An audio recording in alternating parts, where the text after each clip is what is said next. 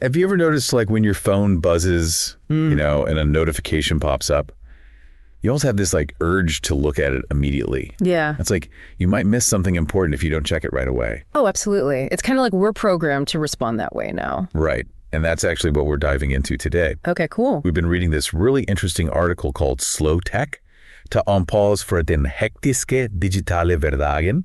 And it's by Christian Antonsen. Okay. And it really got us thinking about this whole idea of slow tech. Yeah. What is that all about? Well, it's basically like a conscious choice to be more intentional with technology and find a better balance, with our digital lives. Interesting. So it's not like giving up technology altogether. Exactly. Yeah. It's more about like how we can use it in a way that makes us feel better instead of stressed or overwhelmed. Okay. I like that. So we're going to kind of dig into what slow tech really means and why it might be relevant for all of us. Yeah, because let's be honest, most of us have probably felt that digital overload at some point. Definitely. So Anderson actually uses this great analogy in the article about savoring a good meal. Okay. He says slow tech is kind of like that, but for technology. I see. It's not about rushing through it, but really appreciating and being mindful of how and why we're using it. So like really being present with our tech use. Exactly. And making sure it's actually adding value to our lives, not just consuming all our time and attention. I like that analogy. All right, so let's break this down a bit. What are some of the core principles of this slow tech idea? Well, first of all, it's important to clarify that slow tech is not about hating technology or going completely off the grid. Right. It's not about like wishing we could go back to the days of dial-up internet or anything. Yeah, that wouldn't be very practical. Exactly. Antonsen really emphasizes that it's a mindset shift more than anything else. A shift in how we approach and think about technology. So if it's not about ditching our devices, what does this mindset shift actually look like? Well, a big part of it is being really intentional about why we're using technology in the first place. Okay. So like before you unlock your phone or open an app, just take a second to ask yourself, why am I doing this right now? I see. Is it because I'm bored or because I actually need to do something specific? Is this going to help me or just distract me? Exactly. It's about moving away from that kind of mindless scrolling and being more deliberate with our choices. So it's about taking back control instead of letting technology control us. Right. And another key principle of slow tech is really focusing on well-being. Okay. How so? Well, it's recognizing that spending too much time on our devices can have negative effects on both our mental and physical health. Right. Eye strain, headaches, neck pain, not to mention the impact on sleep. Exactly. So slow tech encourages us to create more space for activities that actually nourish us, like spending time in nature, being with loved ones, pursuing hobbies. So it's about finding a balance and making sure technology isn't taking over every aspect of our lives. Exactly. It's about integrating it in a healthy and sustainable way. That makes a lot of sense. Now I'm curious, what does Antonsen say about the environmental impact of all this? Because we don't always think about the resources and energy that go into producing all these gadgets. Yeah, that's a really important point. Yeah. And Antonsen actually brings up the idea of thinking about the lifespan of our devices. Okay. Like maybe instead of always chasing the latest and greatest phone or laptop, we could try to make our current devices last longer. Reducing that e-waste. Exactly. And being more mindful of the environmental cost of constantly upgrading. So it's like applying that slow philosophy to our consumption habits as well. Right. And another really important aspect of slow tech is how we connect with other people. Yeah. So it's not about becoming a hermit and avoiding all online interaction. Right, because technology can be a powerful tool for staying connected. Absolutely. But it's about making sure that our online interactions are actually meaningful and supportive of our real-world relationships. So it's about quality over quantity when it comes to our digital connections. Exactly. Like instead of having hundreds of superficial connections on social media, maybe it's more valuable to nurture a smaller circle of close friends and family. And using technology to enhance those relationships, not replace them. Right. Like maybe instead of just texting someone, you can actually call them, or even better, schedule a time to meet up in person. Yeah, that face-to-face connection can make a huge difference. Absolutely. Yeah. And building on that, Antonsen also talks about the importance of taking digital breaks. That sounds like a challenge in today's world. It can be. Mm-hmm. But he really emphasizes the value of disconnecting, even for short periods of time, to just relax and recharge. Giving our brains a break from the constant stimulation. Exactly. Like imagine putting your phone away for an entire evening or even just an hour and just being present in the moment. It almost sounds radical, but I can see how it would be beneficial. Right. It gives our minds a chance to wander and be creative, and it helps us appreciate the simple things in life. So it's about finding that balance between being connected and giving ourselves space to disconnect. Exactly. And finally, Ann Hansen talks about focusing on quality over quantity when it comes to the apps and websites we use. Okay, so it's like being selective with our digital tools. Yeah, instead of having a million apps that we barely use, maybe it's better to choose a few that really serve our needs and bring us joy. So it's about curating our digital space and simplifying our online lives. Exactly. It's like decluttering our digital home. I love that. Okay, so we've got a good grasp on what slow tech is all about. Now I'm curious, how does Antonsen contrast this with what he calls fast tech? Yeah, so fast tech is basically the dominant model of technology that we're all pretty familiar with. The one that's all about speed, efficiency, and constant updates? Exactly. It's the world of endless scrolling notifications designed to keep us hooked and the pressure to always be up to date. And it seems like slow tech is kind of a counter movement to that. Right. It's about questioning those assumptions and finding a more balanced approach. So what are some of the key differences between these two approaches? Well, one big one is the emphasis on novelty. In fast tech, there's this constant push for the new and improved. Like there's always a new gadget or app just around the corner? Exactly. And it can create this feeling of always needing to upgrade and keep up with the latest trends. Which can be pretty exhausting and expensive. Yeah.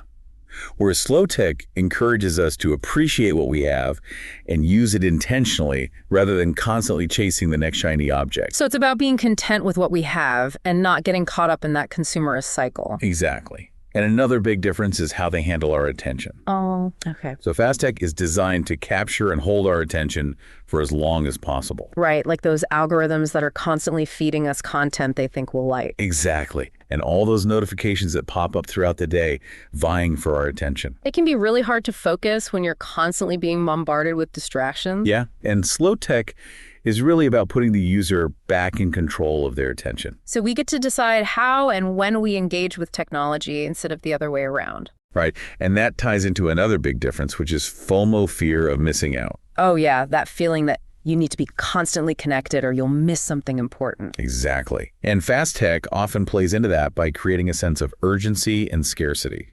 Like limited time offers or news feeds that are constantly updating. Right.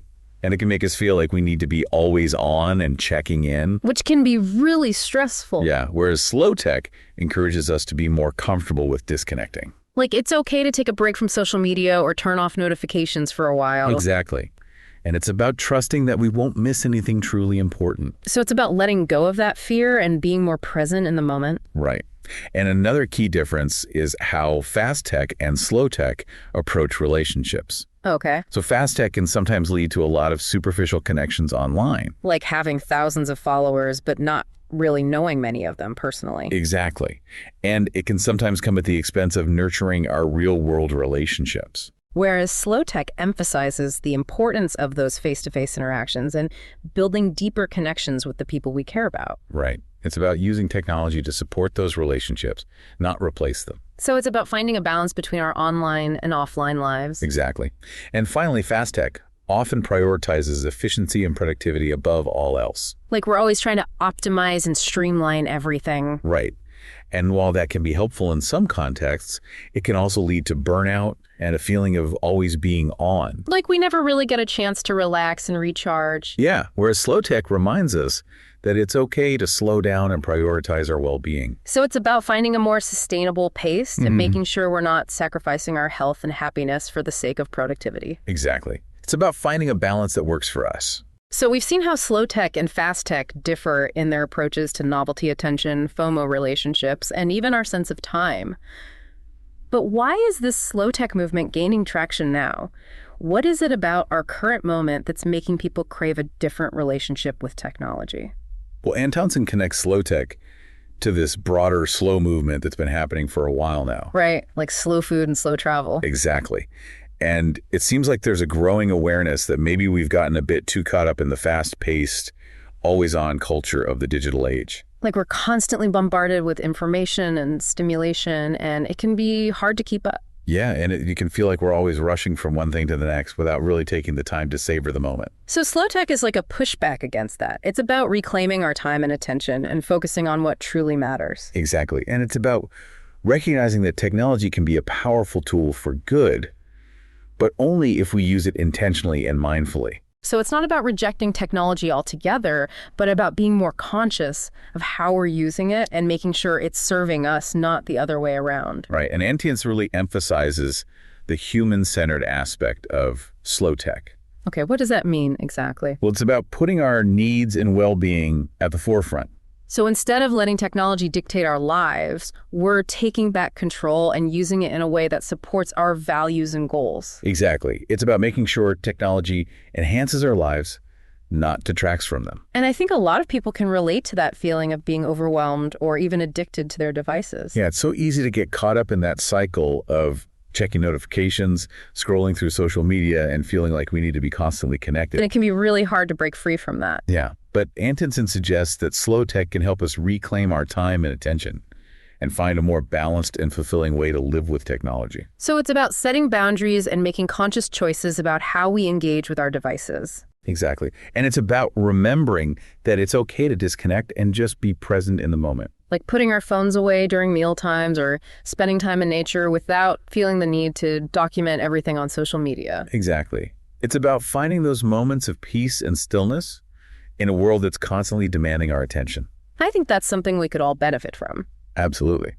Now, Antonsen also talks about the responsibility that technology creators have in all of this. That's interesting. What does he say? Well, he argues that designers and developers have a role to play in creating technology that supports well-being and doesn't exploit our vulnerabilities. So it's not just about individual users being more mindful, but also about creating a more ethical and human-centered approach to technology design. Exactly. Like maybe instead of designing apps that are intentionally addictive, we could design apps that encourage healthy habits and mindful technology use. And maybe instead of defaulting to constant notifications, we could give users more control over how and when they're interrupted.